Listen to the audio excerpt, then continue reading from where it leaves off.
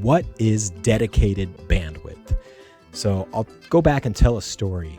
I was working an event at a hotel in the Southern California area.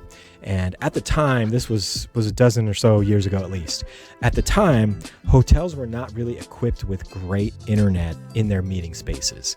So that meant that the internet in the hotel was shared between the guest rooms and the meeting space. So when I get into a ballroom nice and early, 5, 6 a.m., and I start testing everything out, I'm getting great internet speeds. You can go to speedtest.net, check your internet speeds, check your bandwidth, and see how you're doing. Everything works well, but when 8 o'clock rolls around and the events start, that's also when guests are waking up in their rooms and getting on the internet, watching Netflix and doing whatever kind of work they're doing, and the bandwidth slows down significantly. So what needed to happen was dedicating bandwidth for a specific hardwired line or Wi-Fi code or just a group in general that can be used that isn't going to slow down if everyone else in the hotel or convention center is bogging it down. So you can say, I need 15 megs, I need 50 megs, I need 100 megs without anyone else being able to use the bandwidth that I'm paying for. Now, a couple of quick things. Think of internet bandwidth like water flowing through pipes. So every device, whether it's a laptop or a phone, is almost like a faucet.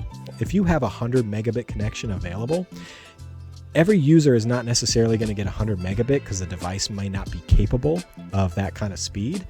But collectively, that's how much you have dispersed between everyone who is on the network. Think of if everyone in your event went up to their room and took a shower at the same time. That's almost like water bandwidth.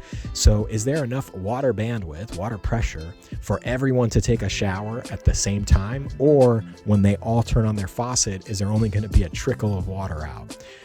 That's the best way to think of bandwidth as a whole for your event.